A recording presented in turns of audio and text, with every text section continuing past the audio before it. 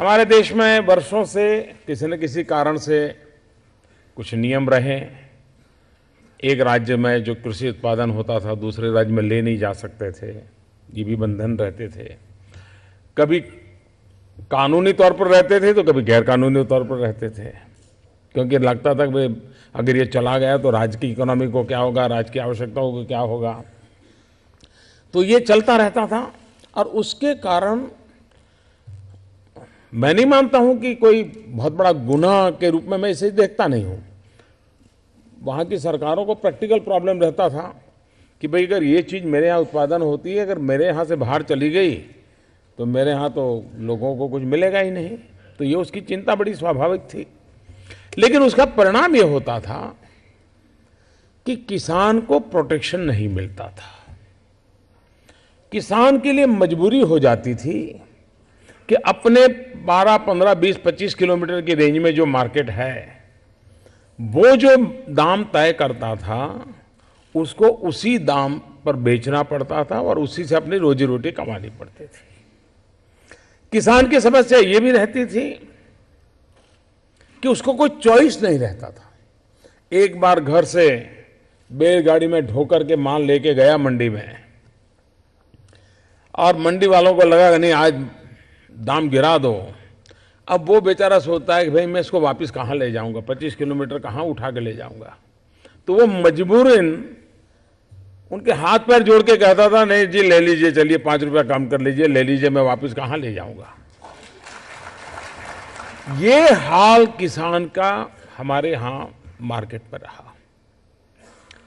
ये योजना ऐसी है कि जिस योजना से किसान का तो भरपूर फायदा है, लेकिन ये ऐसी योजना नहीं है कि जो सिर्फ किसान का फायदा करती है। ये ऐसी व्यवस्था है जिस व्यवस्था के तहत जो थोक व्यापारी हैं उनकी भी सुविधा बढ़ने वाली है। इतना ही नहीं, ये ऐसी योजना है जिससे उपभोक्ता को भी उतना ही फायदा होने वाला है।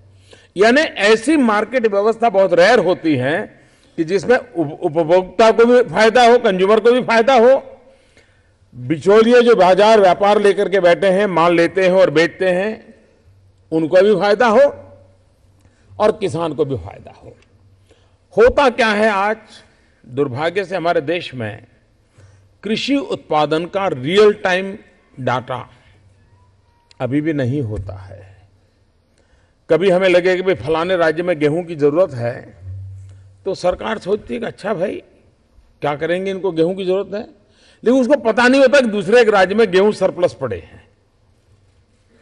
कभी गेहूं सरप्लस है और वहां पहुंचाने हैं, लेकिन उस समय ट्रेन की व्यवस्था नहीं मिलती माल ले जाने के लिए, और वहां किसान कंज्यूमर परेशान रहता है, यहां किसान परेशान होता है माल बेच रहा है।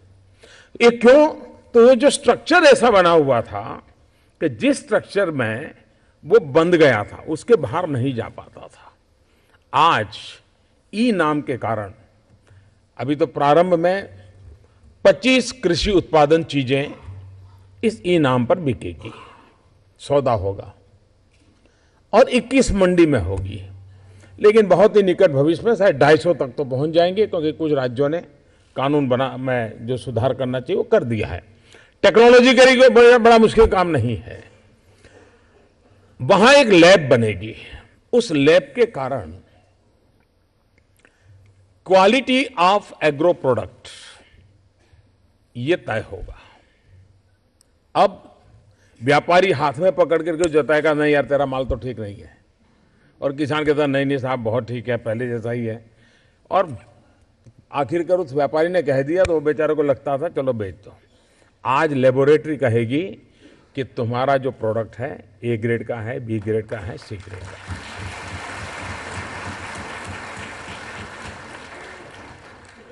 और वो नेशनली सर्टिफाइड मान्यता होगी उसको।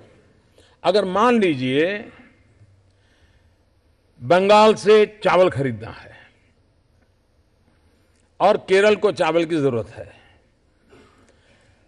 तो बंगाल का किसान ऑनलाइन जाएगा और देखेगा कि केरल की कौन सी मंडी है जहां पर चावल इस क्वालिटी का चाहिए, इतना दाम मिलने की संभावना है, तो वो ऑनलाइन ही कहेगा कि भाई मेरे पास इतना माल है और मेरे पास ये सर्टिफिकेट, मेरा ये माल ऐसा है, बताइए आपको चाहिए। और अगर केरल के व्यापारी को लगेगा भाई ये 6 लोग में ये ठीक है, तो उससे तुरंत सौदा करेगा और अपना माल मंगवा देगा। कुछ व्यापारी क्या करेंगे, बंगाल से माल खरीदेंगे, खरीदने वाला केरल में होगा, लेकिन उसको बंगाल में ही मार्केट मिल जाए तो वहीं वो बंगाल में भेज देगा। मेरा कहने का तात्पर्य है कि इतनी ट्रांसपेरेंसी होगी इस व्यवस्था के कारण कि जिसके कारण हमारा किसान ये तय कर पाएगा और माल अपना प्रोडक्ट बैलगाड़ी में चढ़ाने से पहले या ट्रैक्टर में चढ़ाने से पहले तय कर पाएगा कि मेरे प्रोडक्ट का क्या होगा। पहले तो क्या होता था, सारी मेहनत करके 25 किलोमीटर दूर मंडी में गया, उसके बाद तय होता था भविष्य क्या है। आज अपने घर में अपने मोबाइल फोन पर वो तय कर सकता है कि मैं कहां जाऊं। थोड़ा, और मैं समझता हूं हमारे देश का सामान्य से सामान्य व्यक्ति, शायद वो साक्षर ना हो लेकिन बुद्धिमान होता है। जैसे उसको पता चलेगा तो वो मॉनिटर करेगा कि मंडी का ट्रेंड क्या है, 3 दिन देखेगा बराबर, और फिर ट्रेंड के अनुसार तय करेगा। हाँ, अब लगता है कि मार्केट पक गया है, तो तुरंत अंदर एंटर कर जाएगा और अपना माल बेचेगा। आज किसान निर्णायक होगा, किसान निर्णायक होगा। जो मंडी में बैठे हुए व्यापारी हैं, उन व्यापारियों के लिए भी ये सुविधाजनक होगा, क्योंकि उसको लगता है कि मैं जहां से पहले खरीदता था तो वहां तो इस बार चावल पैदा ही नहीं हुई है, तो साल भर क्या करूंगा, मैं तो चावल का व्यापारी हूं। लेकिन अब उसको बैठे रहना नहीं पड़ेगा, वो हिंदुस्तान के किसी भी कोने से अपने आवश्यकता के अनुसार चावल का ऑर्डर दे करके दूसरे व्यापारी से वो ले सकता है, दूसरे किसान से भी ले सकता है, अपनी आवश्यकताओं की पूर्ति कर सकता है। कंज्यूमर भी देख सकता है कि किस मंडी में किस रूप से बाजार चल रहा है, और इसलिए अपने यहां लोकली को एक्सप्लोइट करने जाता है तो कहता है झूठ बोल रहे हो, मैंने देखा है ई नाम पर, तुमने तो माल इतने में लिया है, तुम्हारा थोड़ा बहुत तो ले लो, मैं समझ सकता हूं, लेकिन इतना क्यों ले रहे हो। यानी उत्पादन का बैलेंस यूज, इसके लिए भी ई नाम पोर्टल एक बहुत बड़ी सुविधा बनने वाला है। और मैं मानता हूं किसान का जैसा स्वभाव है, एक बार उसको विश्वास पड़ गया तो वो उस भरोसे पर आगे बढ़ने चालू कर जाएगा। बहुत तेज गति से ई नाम पर लोग आएंगे, ट्रांसपेरेंसी आएगी। इस मार्केट में आने के कारण भारत सरकार भी बड़ी आसानी से, राज्य सरकारें भी मॉनिटर कर सकती हैं कि कहां पर क्या उत्पादन है, कितना ज्यादा मात्रा में है। इससे यह भी पता चलेगा ट्रांसपोर्टेशन सिस्टम कैसी होनी चाहिए, गोडाउन का उपयोग कैसे होना चाहिए, इस गोडाउन में माल शिफ्ट कर रहा है कि उस गोडाउन में, यानी हर चीज एक पोर्टल के माध्यम से हम वैज्ञानिक तरीके से कर सकते हैं। और इसलिए मैं मानता हूं कि कृषि जगत का एक बहुत बड़ा आर्थिक दृष्टि से आज की घटना एक टर्निंग पॉइंट है, एक मोड़ पर ले जा रही है हमें, जो पहले से हम कभी इंतजार कर रहे थे या हमारे सामने संभावनाएं नजर नहीं आ रही थी। एक सप्ताह के भीतर भीतर यह भी पता चलेगा कि जब इतनी बड़ी मात्रा में बाजार खुल जाता है तो कंपटीशन बहुत बढ़ जाती है। खरीदने वाला ज्यादा दाम देकर के अच्छी क्वालिटी खरीदने की कोशिश करेगा, बेचने वाला कम पैसों में किस जगह से माल मिलता है वो खोजेगा।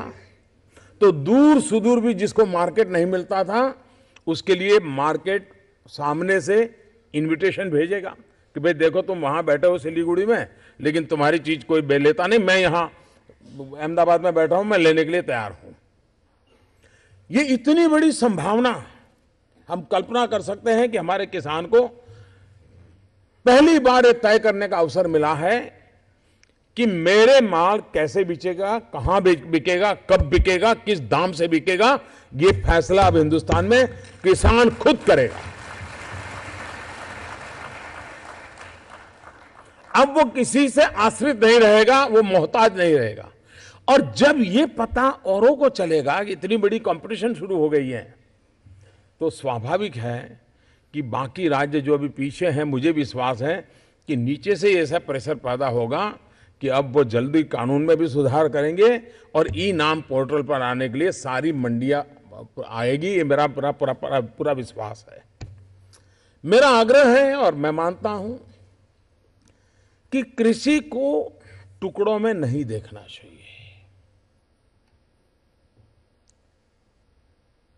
और इसलिए हमने हमारे मंत्रालय का नाम भी इसके साथ किसान कल्याण जोड़ा है। हम उसको जब तक होलिस्टिक अप्रोच नहीं होगा, हम किसानों की स्थिति में सुधार नहीं ला सकते हैं।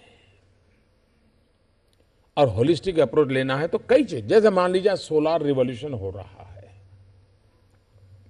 किसान को तो लगता होगा ये तो कुछ इंडस्ट्री का काम चल रहा है, कुछ उद्योगकारों का काम चल रहा है। कोई तो उसको समझाए कि सोलार रिवॉल्यूशन भी तेरे लिए है भाई। अगर उसको पानी के लिए सोलार पंप मिल गया, वो अपने ही खेत में सोलार पैनल लगा दिया, तो उसको आज जो डीजल का खर्चा करना पड़ता है नहीं करना पड़ेगा। आज सोलार रिवॉल्यूशन हो रहा है। जो बड़े किसान हैं वो कुछ टेक्नोलॉजी का उपयोग करते हैं, कटर लाते हैं, बाकी चीज़ें लाते हैं, वो बिजली से चलती हैं। जिस दिन उसको पता चलेगा अब ये सारे जो साधन हैं वो भी सोलार से चलने वाले आ गए हैं, तो उसका खर्चा कम हो जाएगा और साधन उसका सूर्य प्रकाश से चलने लग जाएगा। यानी जो टेक्नोलॉजी का डेवलपमेंट हो रहा है उसके साथ हमारे किसान की उपयोगी चीज़ों पर कैसे जोड़ा जाए। अगर हमें ज़्यादा उत्पादन करना है तो फ्लड इरिगेशन का जमाना चला गया, और अब ये विज्ञान ने सिद्ध कर दिया है कि फ्लड इरिगेशन से कोई अच्छी खेती होती है ऐसा नहीं, लेकिन किसान का स्वभाव है कि जब तक खेत पानी से लबालब भरा न हो, सारे पौधे डूबे हुए नजर न आए, तो उसको लगता है पौधा भूखा मर रहा है। वो खुद बेचारा परेशान हो जाता है, क्योंकि उसकी भावना जुड़ी हुई है। वो अपने आप को रात को सो नहीं सकता, यार मेरा जितना पानी चाहिए उतना नहीं था, वो परेशान हो जाता है। लेकिन अगर उसको विज्ञान का पता हो, पर ड्रॉप मोर क्रॉप, हमारे उत्पादनों को पानी में डुबोए रखने की जरूरत नहीं है। हम सालों से मान करके आए कि गन्ने की खेती करनी है तो भरपूर पानी चाहिए। अब धीरे धीरे अनुभव आ गया कि स्प्रिंकलर से गन्ने की खेती बहुत अच्छी हो सकती है, और स्प्रिंकलर से गन्ने की खेती करें तो सामान्य गन्ने में जो शुगर कंटेंट होता है उससे स्प्रिंकलर या ड्रिप से किया हुआ गन्ने में शुगर कंटेंट ज्यादा होता है, उसमें से ज्यादा चीनी निकलती है, तो किसान को दाम भी ज्यादा मिलता है। और आपने देखा होगा फ्लड इरिगेशन से जो शुगर का यानी गन्ने का जो डंडा होता है उसकी साइज और स्प्रिंकलर से हुआ उसकी साइज देखते ही पता चलता है कि कितना बड़ा फर्क आया। अब किसान को समझना होगा, और मैं मानता हूं कि ये बात उनसे पहुंचाई जा सकती है। और इसलिए मेरा मिशन है पर ड्रॉप मोर क्रॉप, एक एक बूंद पानी से हम समृद्धि पैदा कर सकते हैं, हम भविष्य पैदा कर सकते हैं। कभी कभी मैं किसानों के साथ बैठने का स्वभाव रखता था, तो काफी बातें करता था। जब गुजरात में था मैं उनको कहता था, और मैं आज उसको दोबारा कहना चाहूंगा। मैं उनको कहता था कि मान लीजिए आपका बच्चा बीमार है और 3 साल की आयु हो गई, 5 साल की आयु हो गई, 7 साल की आयु हो गई, लेकिन न वजन बढ़ रहा है, न चेहरे पर मुस्कान आ रही है, ऐसा ही दुबला पतला मरा पड़ा ऐसे ही पड़ा रहता है। अब आप सोचिए कि आपका बच्चे का ये हाल है, और आप सोचें कि एक बाल्टी भर दूध लेंगे, उसमें केसर बादाम पिस्ता सब डालेंगे और रोज बच्चे को इस दूध से नहलाएंगे, उसकी तबीयत में कोई फर्क पड़ेगा क्या? पड़ेगा क्या मेरे किसान भाई, पड़ेगा क्या? लेकिन अगर एक चम्मच में थोड़ा थोड़ा दूध लेकर के उसको 100 ग्राम शाम तक 100 ग्राम पिला दूं, फर्क पड़ेगा कि नहीं पड़ेगा? जो बच्चे का है वो ही पौधे का है।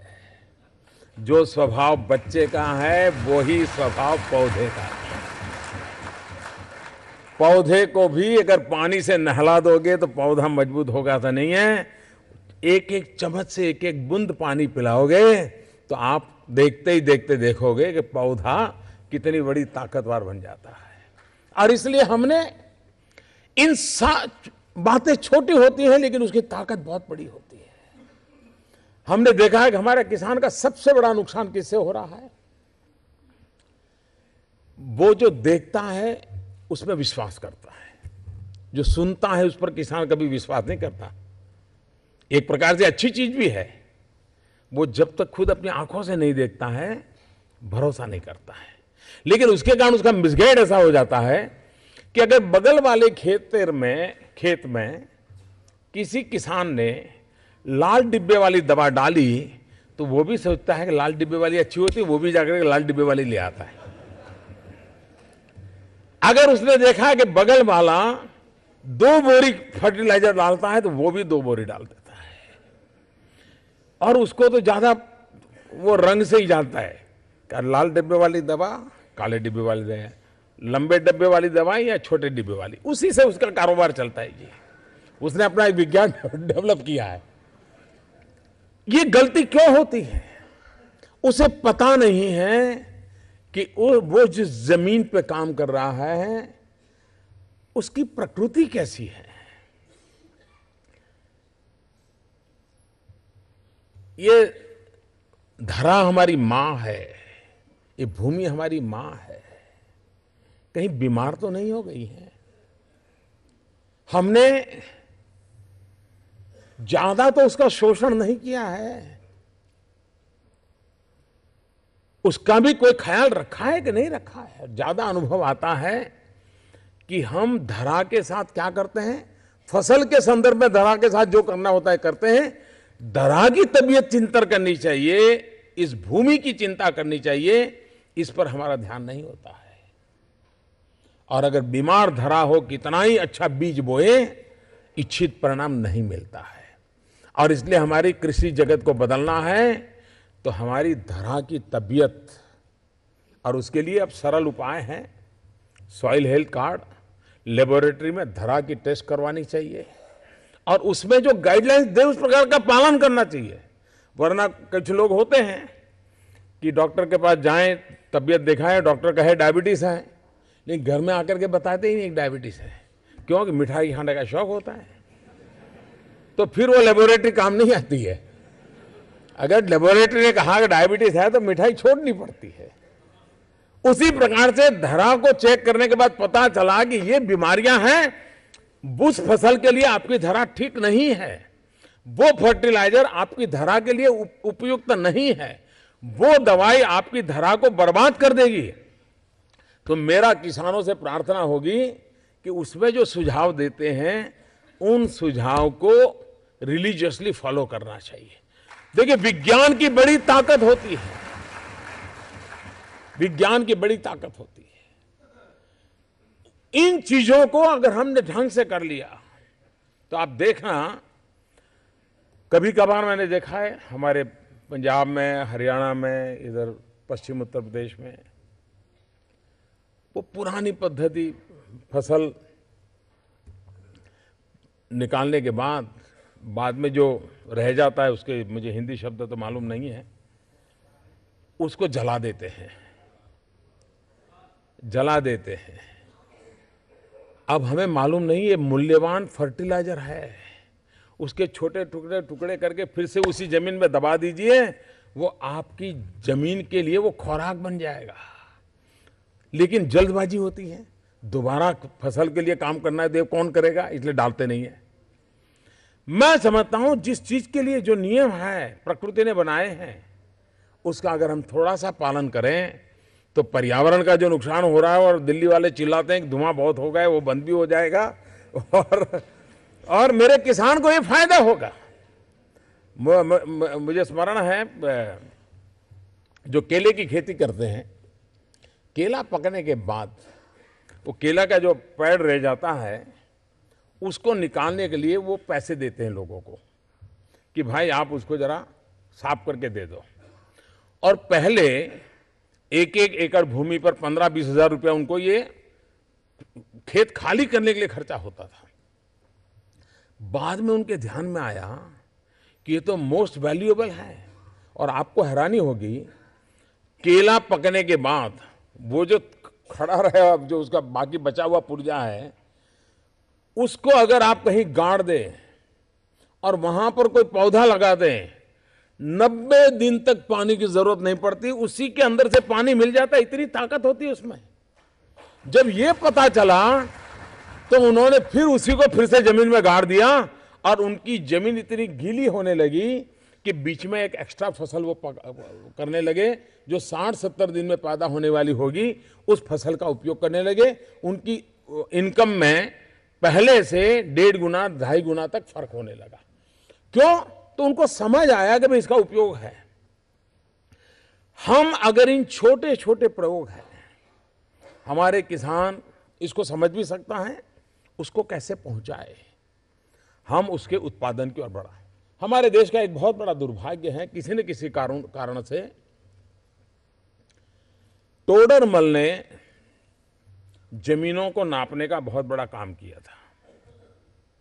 उसके बाद उसके प्रति बड़ी उदासीनता रखी गई। सरकारों में नियम था कि 30 साल में एक बार जमीन नापने का काम रेगुलर होना चाहिए, लेकिन शायद पिछले 100-150 साल में ये परंपरा डाइल्यूट हो गई, और उसके कारण एग्जैक्ट पता नहीं है जमीन की स्थिति का।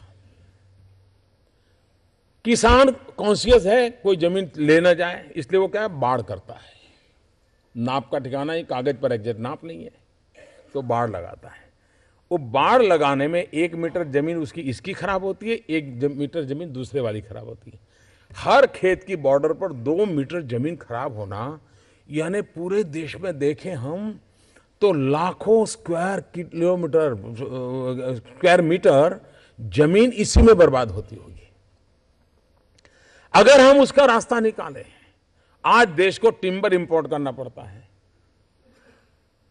अगर हम हमारे बॉर्डर पर ये बाड़ करने के बजाय टिम्बर के पैड लगा दें, बेटी पैदा हो उस दिन अगर पैड लगाया तो शादी करने का पूरा खर्चा एक पैड दे देगा। वो पैड, बेटी बड़ी होगी, उसके साथ साथ बड़ा होगा, और जब वो टिम्बर बेचोगे, आज हिंदुस्तान फर्नीचर के लिए टिम्बर दुनिया से इंपोर्ट करता है। मेरा किसान अपने बॉर्डर पर, बाढ़ पर ये काम कर सकता है, आराम से कमा सकता है। ये बदलाव, और उसके कारण जो वेस्ट ऑफ लैंड है वो हमारा बच जाएगा। सोलार, हम खेती के साथ साथ सोलार बिजली पैदा करके बेच सकते हैं। मैंने ऐसे किसान देखे हैं जो अब कोऑपरेटिव सोसाइटी बना रहे हैं, और पड़ोस अड़ोस के किसान मिलकर के कोने पर बिजली पैदा कर रहे हैं और राज्य सरकारों को बेच रहे हैं। ये सब संभव है। मैं हैरान हूं, दुनिया भर में हनी का बहुत बड़ा मार्केट है, बहुत बड़ा मार्केट है। और हनी एक ऐसी चीज है, शहद, कि सालों तक घर में रहे तो जितना पुराना ज्यादा पैसा मिलता है। और किसान अगर अपने खेत में साथ साथ शहद का भी काम करें, तो जो मधुमक्खी हैं वो भी फसल को ताकत देती है। वो एक जगह से दूसरी जगह पर बैठती हैं तो ये फसल को नई ताकत देती है। सिंपल चीजें हैं। जब मैं कहता हूं कि डबल इनकम संभव है, मेरे दिमाग में बहुत साफ है कि क्या क्या प्रयोग करने से इनकम डबल हो सकती है। चाहे फिशरीज का काम हो, मिल्क प्रोडक्शन का काम हो, पशु के रखरखाव हो, इन सारी चीजों में से इनकम बढ़ सकती है। और हम आधुनिक वैज्ञानिक तरीके से खेती करना शुरू करें तो हम देश की इकोनॉमी को भी बहुत बड़ा बल दे सकते हैं। मेरे देश के किसानों ने एक बार तय किया कि अब देश का पेट भरने के लिए बाहर से अन्न नहीं आएगा। हिंदुस्तान के किसानों ने कर दिया। आज पल्सीज हमें बाहर से लाना पड़ता है, दलहन। क्यों ना हमारे किसानों को संदेश जाए कि भाई जहां पर पानी बहुत कम है वहां और प्रयोग मत करिए, आप दलहन पे चले जाइए, ताकि आपकी भी गारंटी होगी और भारत सरकार उसमें आपकी मदद करेगी। और भारत को अब दलहन बाहर से नहीं लाना चाहिए। दाल क्यों बाहर से लानी पड़े, मूंग क्यों बाहर से लाना पड़े, चना क्यों बाहर से लाना पड़े, उड़द क्यों बाहर से लाना पड़े। हम ये अपने संकल्प कर लें तो मैं नहीं मानता हूं इस देश को। और मैं अभी गया था सऊदी अरेबिया, उसके पहले मैं गया था यूएई। वहां के लोगों ने जो बात कही, मैं चाहता हूं मेरे देश के किसान इसको भली भांति समझे। वो कह रहे हैं कि हमारे पास तो बारिश नहीं है, हमारे पास खेती योग्य जमीन नहीं है, हमारी जनसंख्या बढ़ रही है पूरे गल्फ के कंट्रीज में, हम भविष्य में हमारा पेट भरने के लिए अनाज पर भारत पर ही डिपेंड करेंगे, हमें वहीं से इंपोर्ट करना पड़ेगा। आज भी हमारा सबसे ज्यादा अच्छा चावल उन्हीं देशों में जाता है। इसका मतलब यह हुआ कि अगर हम क्वालिटी प्रोडक्ट की तरफ जाएंगे तो गल्फ का एक बहुत बड़ा मार्केट एग्रीकल्चर प्रोडक्ट के लिए हमारा इंतजार करके बैठा है। वे वेयर हाउसिंग के लिए, कोल्ड स्टोरेज के लिए इन्वेस्टमेंट करने को तैयार है, वो गारंटी के साथ माल खरीदने को तैयार है। यानी भारत की कृषि भी एक ग्लोबल रिक्वायरमेंट के संदर्भ में हम उसको नया मोड़ दे सकते हैं, हम उसमें बदलाव ला सकते हैं, और उस बदलाव लाने की दिशा में हम प्रयास करना चाह रहे हैं। अभी इस बजट में एक बड़ा महत्वपूर्ण निर्णय किया, उस निर्णय की चर्चा बहुत कम आई है, क्योंकि कुछ चीजें ऐसी तो जो समझते समझते लोगों को 2 साल चले जाते हैं, इसलिए शायद वो बात पब्लिक में आई नहीं। भारत सरकार ने एक महत्वपूर्ण निर्णय किया कि एग्रो प्रोसेसिंग में 100% फॉरेन डायरेक्ट इन्वेस्टमेंट को हम स्वागत करते हैं। अब लेकिन कुछ लोगों का दिमाग ऐसा है कि एफडीआई आते ही उनको लगता है ये कुछ उद्योग वाला हो गया। ये फूड प्रोसेसिंग की सारी प्रोसेस किसान को बहुत बड़ी ताकत देती है। अगर वो कोई ऐसी पैदावार करता है और उसका टेक्नोलॉजिकल सॉल्यूशन करके अगर उसका वैल्यू एडिशन होता है तो उसकी इनकम बहुत बढ़ जाती है। और अगर उसके लिए पूंजी निवेश के लिए दुनिया से पैसे आते हैं तो किसान की ताकत बढ़ने वाली है। आप कच्चे आम बेचो तो कम पैसा आता है, पके हुए बेचो तो थोड़ा ज्यादा आता है। कच्चे आम बेचो लेकिन अचार बना करके बेचो और पैसा आता है। अचार भी बढ़िया सी बोतल में पैक करके बेचो तो और ज्यादा पैसा आता है। और अगर बोतल की एडवर्टाइजमेंट कोई नट या नटी करती हो तो और ज्यादा पैसा मिल जाता है। वैल्यू एडिशन कैसे होता है, फूड प्रोसेसिंग का वैल्यू एडिशन कैसे होता है। और इसलिए अभी हमने कोका कोला कंपनी के साथ महाराष्ट्र गवर्नमेंट का एक एग्रीमेंट करवाया। मैंने इन सारी कंपनियों को कहा है कि आप जो पेप्सी और कोला ये सब पानी बेचते हो, कलरफुल होता है, टेस्टी होता है और लोगों को आदत भी हो गई है, अरबों खरबों का बाजार है। मैंने कहा कि मेरे देश के किसानों के लिए आप एक नियम बनाइए कि कम से कम 5%, कम से कम 5% नेचुरल फ्रूट जूस आप इस एरेटेड वाटर में मिक्स करोगे। आप देखिए, एक तो जो पीता है उसको तो फायदा होगा, कम से कम 5% तो माल अच्छा जाएगा शरीर में। लेकिन उसके कारण किसान जो फल पैदा करता है उसको तुरंत मार्केट मिल जाएगा, उसको कभी, वरना संतरा कोई पैदा करेगा 7 दिन में तो संतरा खराब हो जाएगा। लेकिन संतरे का जूस अगर उसमें मिलना शुरू हुआ तो संतरे को मार्केट मिल जाएगा, एप्पल को मार्केट मिल जाएगा, केले को मार्केट मिल जाएगा। और इसलिए वो चीजें जो हमारे किसान को ताकत दे, ऐसे कई इनिशिएटिव लिए हैं। और इस इनिशिएटिव के परिणाम मैं कहता हूं कि आने वाले दिनों में किसानों का भविष्य उज्जवल बनाया जा सकता है। सोची समझी व्यवस्था के तहत बनाया जाता है।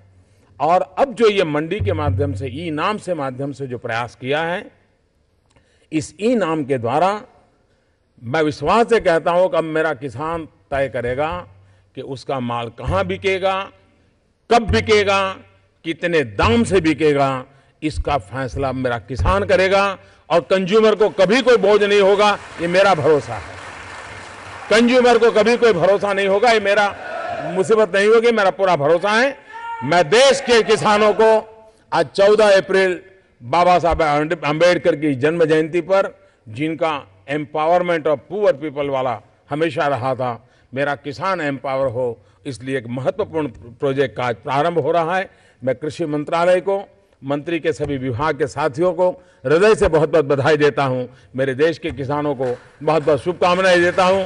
असम का आज नया वर्ष है, असम का नववर्ष है, उस बिहू के मौके पर भी मैं शुभकामनाएं देता हूं। बहुत बहुत धन्यवाद। तो ये तमाम मुखन्निसों को असदुद्दीन ओवैसी का नाम लिए तो इनको मर्द बन रहे कहते हैं लोग।